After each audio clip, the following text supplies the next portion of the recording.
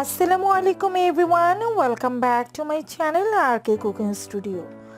আজকে পর্বে তৈরি করে দেখাবো আচারওয়ালা মামার রেসিপিতে টক ঝাল মিষ্টি আস্ত জলপাইয়ের আচার। আশা করছি ভালো লাগবে। সেই স্কুল জীবনে আমরা সবাই কিন্তু খুব কিনে খেতাম।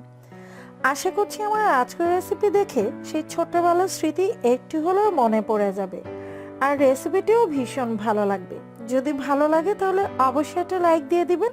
চলুন ভিউয়ার্স, কথা না বাড়িয়ে ঝটপট মূল রেসিপিতে চলে যাওয়া যায়।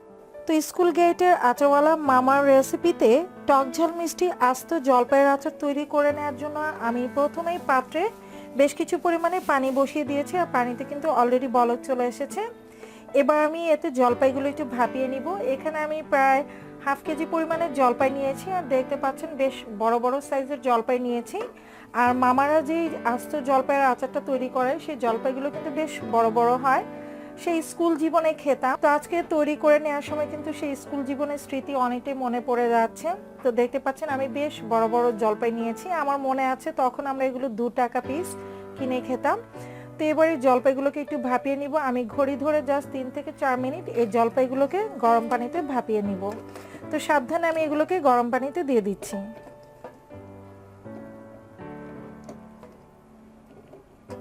তো আমি প্রায় 3 মিনিটের মতো জলপাইগুলোকে সেদ্ধ করে নিয়েছি, আর এরই মধ্যে কিন্তু জলপাইগুলোর কালার অনেকটাই চেঞ্জ হয়ে গেছে। দেখতে পাচ্ছেন গরম পানিতে দেওয়া মাত্র কালার চেঞ্জ হয়ে গেছে। তো আমি একটা জিনিস আপনাদেরকে বলতে ভুলে গেছি, সেটা হচ্ছে আমি কিন্তু জলপাইগুলোকে হালকা একটু চিড়ে নিয়েছিলাম। তো একটু দাগ কেটে নিয়েছি ছুরি দ্বারা। আপনারা বটি কিংবা ছুরি দিয়ে হালকা একটু এরকম চিড়ে নেবেন, তাহলে মশলাগুলো খুব ভালো করে ঢুকবে। যেহেতু এগুলো আস্ত জলপাই, তা না হলে কিন্তু খেতে ভালো লাগবে না। এবার সবগুলো জলপাই আমি পানি থেকে ঝরিয়ে উঠিয়ে নিব। তো খুব ভালো করে কিন্তু পানিটা ঝরিয়ে নিতে হবে, তা না হলে কিন্তু আচারের পানি থেকে গেলে সেটা খেতে ভালো লাগবে না, আর আচারটাও কিন্তু নষ্ট হয়ে যাবে। তো সবগুলো জলপাই আমি পানি থেকে তুলে নিচ্ছি। এবার আমি আচারটা তৈরি করে নিব। সেজন্য আমি কড়াইয়ে নিয়ে নিয়েছি 1/3 কাপ সরিষার তেল।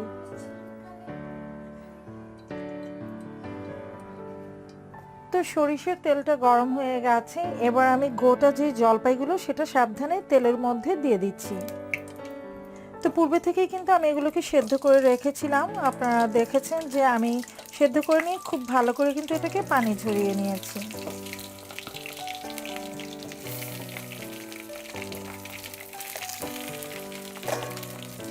তেলের উপর এই আস্ত জলপাইটাকে 1 থেকে 1.5 মিনিটের মতো ভেজে নিব। তো 1 থেকে 1.5 মিনিটের মতো আমি ভেজে নিয়েছি। এবার একে একে আমি বাকি উপকরণগুলো দিয়ে দিব। প্রথমে আমি দিয়ে দিচ্ছি স্বাদ মতো লবণ, দিয়ে দিচ্ছি 1 চা চামচ পরিমাণ টালা মরিচ গুঁড়ো।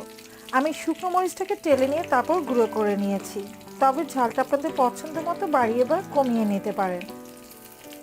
আজকের এই আচারে আমি যে যে উপকরণ ব্যবহার করছি তার প্রত্যেকটা কিন্তু আপনাদের পছন্দ মতো বাড়িয়ে বা কমিয়ে নিতে পারবেন। আদা রসুন পেস্ট মিলিয়ে নিয়ে নিচ্ছি 1/2 চা চামচ পরিমাণ। দিয়ে দিচ্ছি 1 টেবিল চামচ পরিমাণ সরিষা বাটা। আমি এখানে সাদা সরিষাটা নিয়েছি, আপনারা চাইলে কিন্তু লাল সরিষাটাও নিতে পারেন। এবার আরও বেশ কিছুক্ষণ আমি তেলের উপর ভেজে নিব, যাতে করে আদা রসুনের কাঁচা গন্ধটা থেকে না যায়। তো আমি বেশ কিছুক্ষণ ভেজে নিয়েছি। এখন কিন্তু আদা রসুন থেকে খুব সুন্দর একটা ফ্লেভার বেরিয়েছে। এই পর্যায়ে দিয়ে দিচ্ছি 1/2 কাপ পরিমাণ চিনি, তবে মিষ্টিটা আপনাদের পছন্দ মতো বাড়িয়ে বা কমিয়ে নিতে পারবেন। আমি কিন্তু এই আচার তৈরিতে কোনো প্রকারের পানি ইউজ করব না, যেহেতু আমি পূর্বে থেকে জলপাইগুলোকে সেদ্ধ করে নিয়েছি। তাই এই কষিয়ে নেওয়া মাঝে কিন্তু জলপাইগুলো পারফেক্টলি সেদ্ধ হয়ে যাবে। তো মোটামুটি কিন্তু অনেকটাই সেদ্ধ হয়ে গেছে, দেখতে পাচ্ছেন। আর চিনি দেওয়ার পর কিন্তু যথেষ্ট পরিমাণে পানি বেরিয়ে আসবে। ভিনেগার দিয়ে দিচ্ছি 2 টেবিল চামচ পরিমাণ। তো ভিনেগার দিয়ে নেওয়ার পর কিন্তু চিনিটা মেল্ট হয়ে যাচ্ছে, দেখতে পাচ্ছেন। আর চিনিটা গলে যাওয়ার পর কিন্তু অনেকটাই তরল হয়ে গেছে। আর এই যে পানি পানি ভাব আছে, এতে কিন্তু জলপাইটা বাকিটা পারফেক্টলি সেদ্ধ হয়ে যাবে।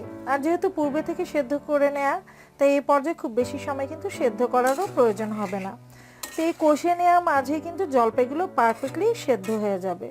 তো আমি কিন্তু এই জলপাইগুলোকে ঢেকে রান্না করব না, জাস্ট কিছুক্ষণ পর পর নেড়ে চেড়ে উল্টে পাল্টে দেব, যাতে করে সব দিকে সমানভাবে সেদ্ধ হয়ে যায়। প্রায় 1 মিনিটের মতো রান্না করেছি। এখন কিন্তু চিনির ঝোলটা অনেকটাই ঘন হয়ে গেছে, বেশ আঠালো টাইপের হয়ে গেছে। এই পর্যায়ে আমি দিয়ে দিচ্ছি রেড ফুড কালার, এতে করে দেখতে ভালো লাগবে। আচারওয়ালা মামারা যে আচারটা তৈরি করে সেটা কিন্তু বেশ কালারফুল হয়, আর সেই কালারটা আনার জন্যই আমি কয়েক ফোঁটা রেড ফুড কালার দিয়ে দিলাম। এতে করে জলপাইয়ের রংটা দেখতে খুবই সুন্দর লাগবে, আর আচারটা দেখতেও বেশ লোভনীয় হবে। তবে এতে কিন্তু টেস্টের কোনো হেরফের হবে না। আপনারা চাইলে কিন্তু এই ফুড কালারটা স্কিপও করে যেতে পারেন। তো আমি যেহেতু আজকে সেই আচারওয়ালা মামার রেসিপিতে তৈরি করছি, তাই কিছুটা ফুড কালার দিয়ে দিয়েছি দেখার সৌন্দর্যের জন্য। নেড়ে চেড়ে আরও বেশ কিছুক্ষণ এটাকে জাল করে নিব, যতক্ষণ না পর্যন্ত এক্সট্রা ঝোলটা শুকিয়ে আসছে। তো আমি প্রায় বেশ কিছুক্ষণ জাল করে নিয়েছি, আর এখন কিন্তু ঝোলের পরিমাণ একদম কমে গেছে, আর ঝোলটা একদম ঘন টাইপ হয়ে গেছে, একটু আঠালো টাইপের হয়ে গেছে। আপনারা হয়তো স্ক্রিনে লক্ষ্য করলে দেখতে পাচ্ছেন। তো এরকম আঠালো টাইপের হয়ে গেলে কিন্তু এটা নামিয়ে নিতে হবে। আর নামিয়ে নেওয়ার আগ মুহূর্তে আমি এতে দিয়ে দিচ্ছি তেলে নেওয়া 5 ফোড়ন গুঁড়ো। আমি 1 চা চামচ পরিমাণ 5 ফোড়ন গুঁড়ো দিয়ে দিচ্ছি, আর অবশ্যই নামিয়ে নেওয়ার আগ মুহূর্তে কিন্তু 5 ফোড়ন গুঁড়োটা দিতে হবে, তাহলে খুব সুন্দর একটা ফ্লেভার আসবে। আর এই পর্যায়ে আমি চুলার আঁচটা বন্ধ করে দিচ্ছি। 5 ফোড়ন গুঁড়ো দিয়ে কিন্তু খুব বেশি সময় ধরে এটাকে রান্না করা যাবে না, জাস্ট নেড়ে চেড়ে একটু মিক্স করে নিতে হবে, তাহলে আচারের ফ্লেভারটা খুব ভালো আসবে। তো আমার আস্ত জলপাইয়ের আচারটা কিন্তু একদম রেডি। এই পর্যায়ে আমি এটাকে চুলা থেকে নামিয়ে নিচ্ছি। আর ভিনেগার দিয়ে নেওয়ার কারণে এই আচারটা কিন্তু আপনারা দীর্ঘদিন সংরক্ষণ করতে পারবেন।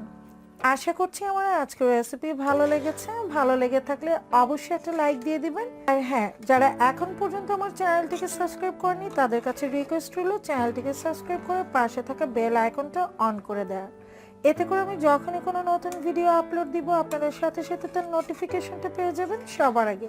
আজকের মতো এখানেই বিদায় নিয়ে নিচ্ছি। সবাই ভালো থাকবেন, সুস্থ থাকবেন। কাটতে দিচ্ছি।